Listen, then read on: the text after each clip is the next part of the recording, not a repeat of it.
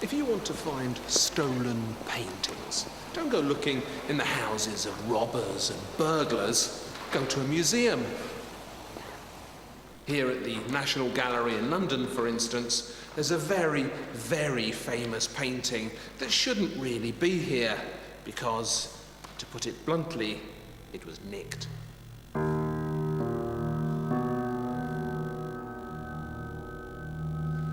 The National Gallery acquired the so-called Arnolfini marriage in 1842 from a Scottish soldier who'd fought in the Peninsular War in Spain.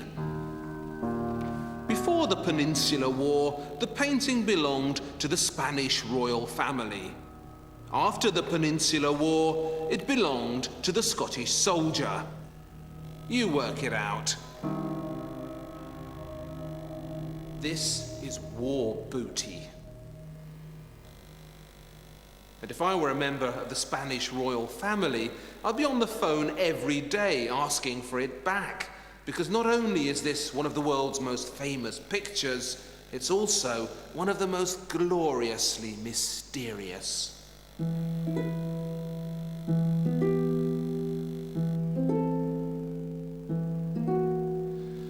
What exactly is it that Jan Van Aјk has painted here? Something meaningful is obviously going on, but what can it be? Art historians have tied themselves into knots trying to unravel the mystery. Round and round and round they go. There have been hundreds of interpretations, but so successfully has this masterpiece of puzzlement confused its interpreters that the most fashionable theory currently doing the rounds is that there is no mystery to it, that it's just a portrait of Mr. and Mrs. Arnolfini, and that's it. That's what it says here, the National Gallery's own catalogue. No secret setup, no mystery, no hidden meaning.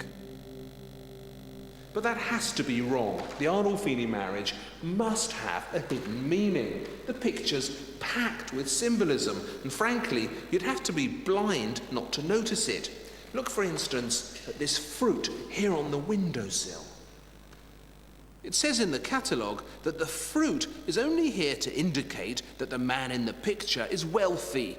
He's a rich merchant, and rich merchants flaunt their wealth by leaving oranges, which are expensive, scattered casually about the room.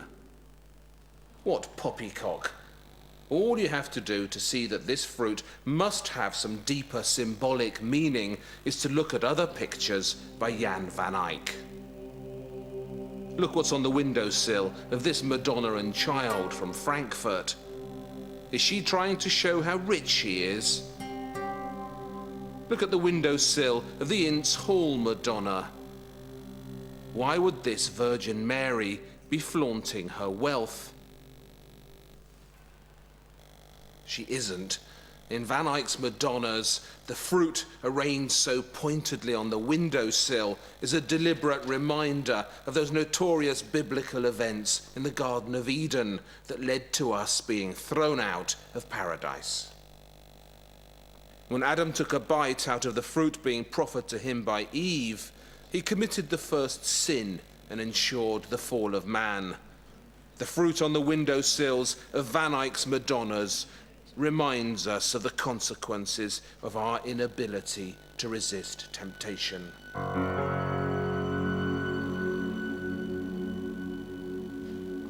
There's also a tree full of cherries visible through the window of the Arnolfini's room, and that isn't accidental either. Cherries were the traditional fruits of paradise. They represented what we've lost, what we could have had. That's why the infant Jesus is brandishing handfuls of cherries at us enthusiastically in the recently rediscovered Madonna of the Cherries by Joos van Cleve. The baby Jesus has come down to earth to atone for our sins by dying for us. And because of his ultimate sacrifice, it'll be cherries all round for us again in heaven. My point is that these cherries in the Arnolfini's garden and the fruit arranged so pointedly on the Arnolfini's windowsill is there for a reason. Everything in this busy painting is there for a reason. So let's be braver than the cataloguers of the National Gallery. Let's take the difficult path, not the easy one, and have another go at cracking the code of the Arnolfini marriage. Not much is known about the painter Jan Van Aјk. We know that he worked for the Dukes of Burgundy in the 1420s, travelled here and there, and ended up in Bruges as the city's greatest artist. Bruges today is the premier tourist destination in Belgium and one of the best preserved medieval cities in Europe.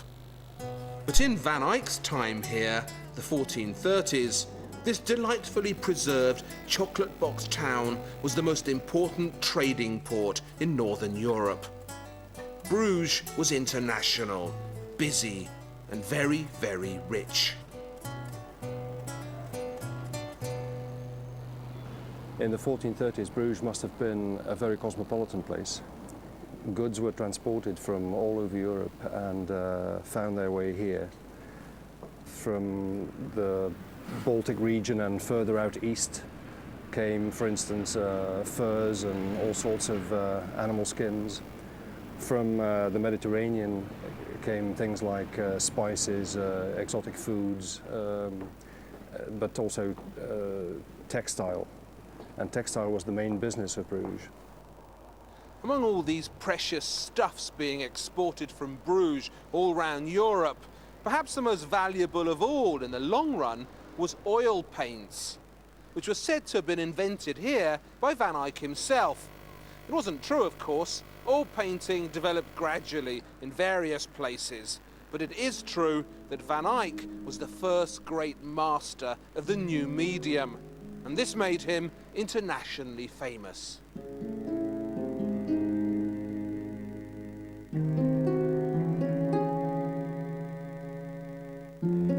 It's said that this is his self-portrait, and I believe it. This is a man who knows what he wants.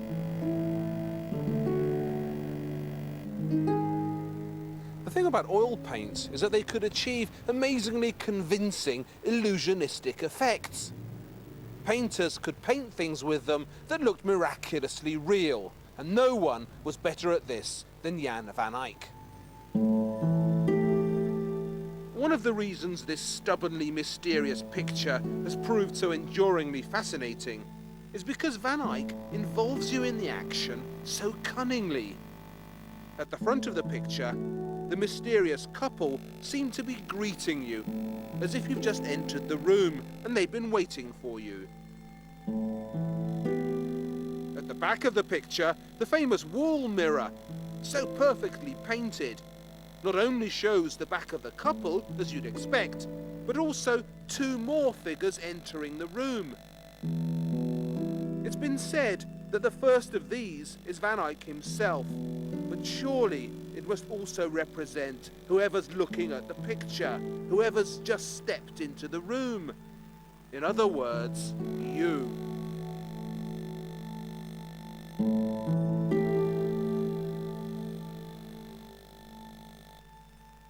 We can confidently identify the two people in the painting as Mr. and Mrs. Arnolfini. Their names appear in a couple of early documents, misspelt but still recognisable. The Arnolfini were a family of Italian merchants from Lucca in Tuscany who settled in Bruges and traded in precious materials, fabrics, silks and gold. Van Aјk painted the distinctive man in the picture twice, and for a long time he was thought to be Giovanni di Arrigo Arnolfini, but recent research has suggested it may actually have been his cousin Giovanni di Niccolao Arnolfini, who arrived in Bruges in 1419. We know that this Giovanni di Niccolao was married. We also know that his wife died.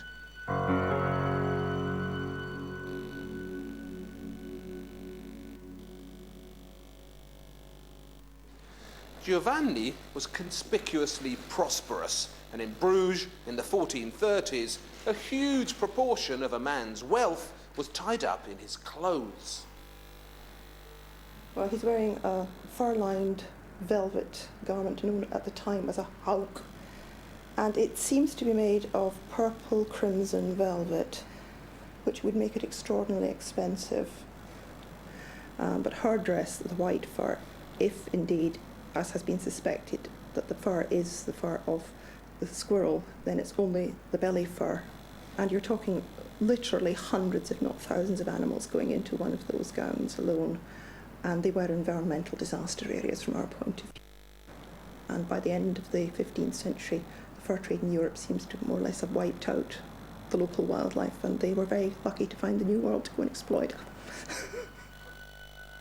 So the Arnolfinis are dressed up to the nines in their finest finery. Why would that be? It was an art historian called Erwin Panofsky who came up with a theory in the 1930s that what Van Aјk is actually showing us is the Arnolfinis' marriage. Panofsky claimed that Van Aјk himself and the other chap you see reflected miraculously in the mirror were the two witnesses at the wedding, and that the picture was actually intended as a legal document, which is why it sports that huge Rumpold of the Bailey signature at its centre. Jan Van Aјk was here. Unfortunately, to arrive at this fabulous theory, Panofsky needed to twist around some of the evidence, and in a couple of instances, actually make stuff up. And I reckon that today's fashion for insisting that the painting is nothing more than a portrait of a rich Flemish merchant and his wife is an embarrassed reaction by modern art historians to Panofsky's creative tinkering with the facts. But in dismissing all of Panofsky's theories about the Arnolfini marriage, are we perhaps chucking out the baby with the bathwater? Indeed, isn't the issue of the baby the first thing that needs to be considered here? And don't tell me that there isn't a baby.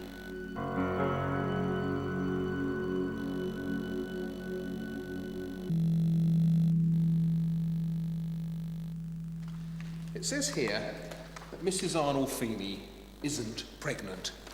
It says here that this lovely bulge in her stomach is just the way her dress was cut, a fashion of the times. Well, I don't buy that. And I don't believe that anyone looking at her with genuinely open eyes can miss this protective gesture of hers. She's pregnant, all right, and this pregnancy is the key to the picture's meaning.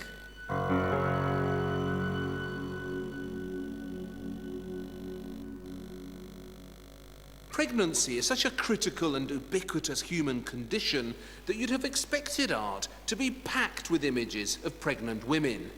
After all, what could be a more important family event to celebrate and record than the expected arrival of a new baby?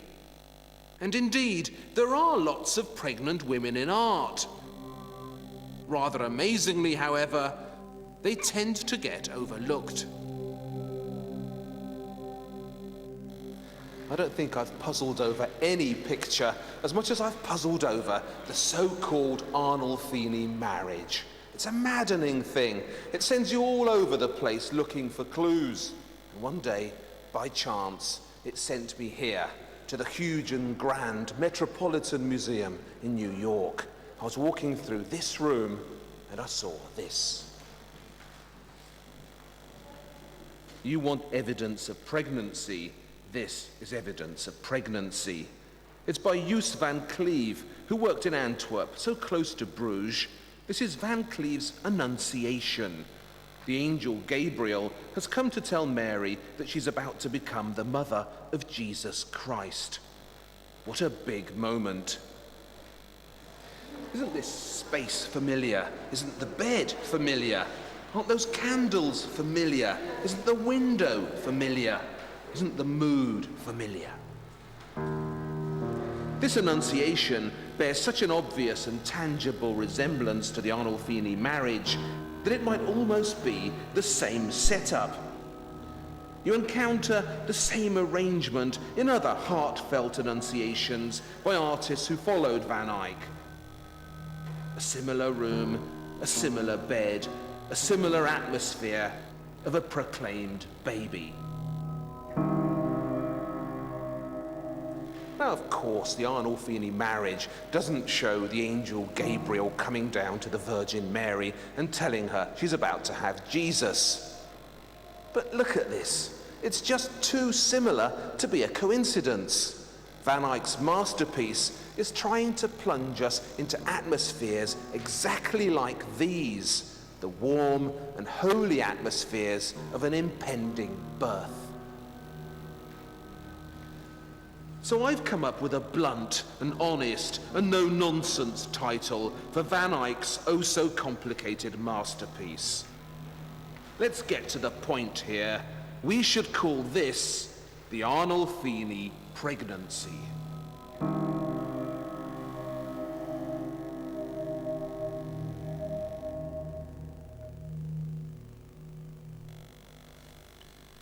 This is a selection of portraits by Marcus Giretz the Younger, who worked in England in the late 1500s, but whose father was an immigrant from Bruges.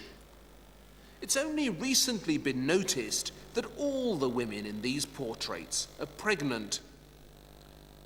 Why was Marcus Giretz the Younger commissioned to paint all these pregnant women? Because birth in Giretz's day was an event brimming over with fatal significance. Pregnancy was something not only to be celebrated, but also to be feared. There was a perception that the mortality rate in childbirth was much higher, and women approached childbirth, some with a lot of anxiety.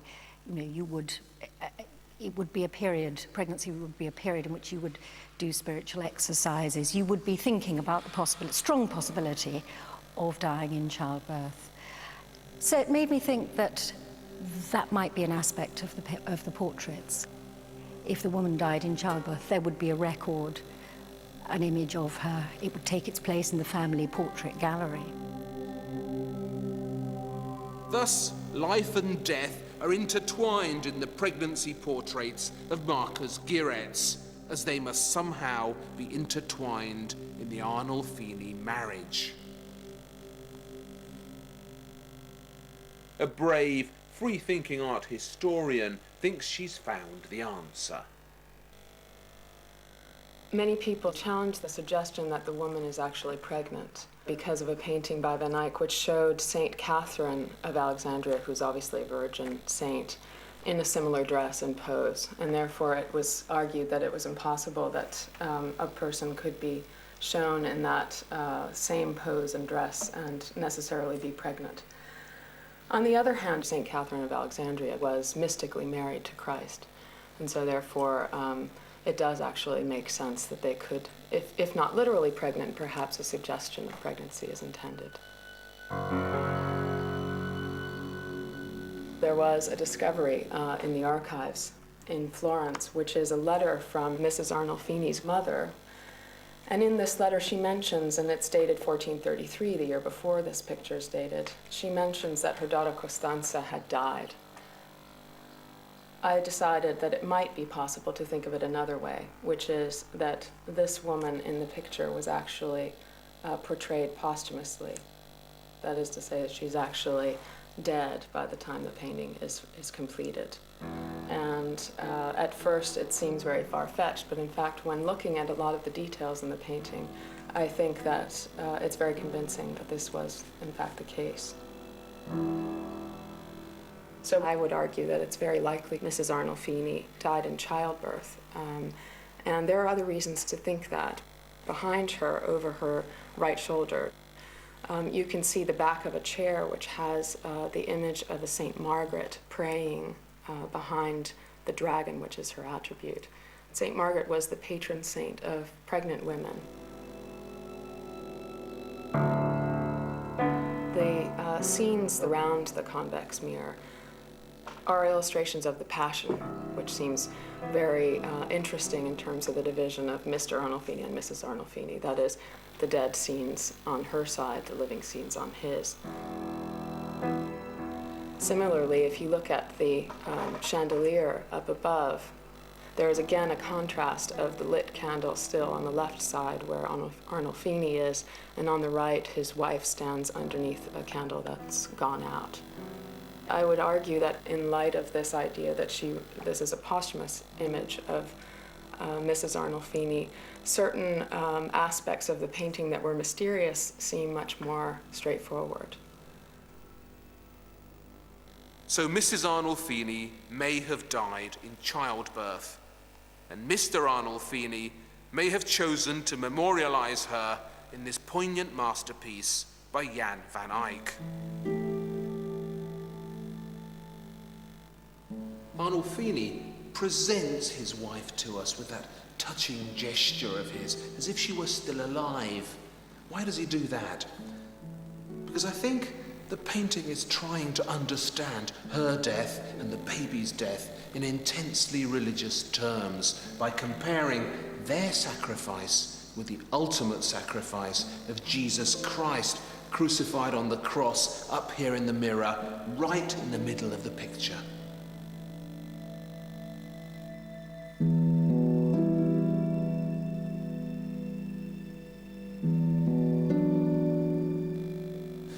The fruit in the window reminds us of those regrettable events in the Garden of Eden that brought death into the world and robbed us all of eternal life.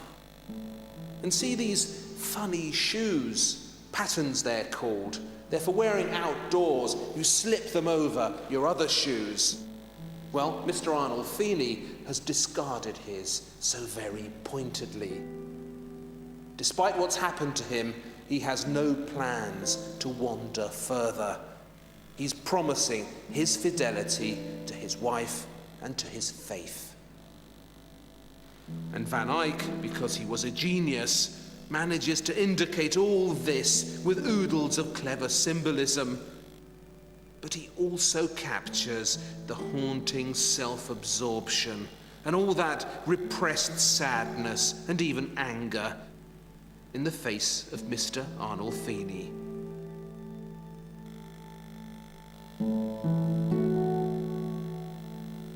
There are a million stories in the world of art. This has been just one of them.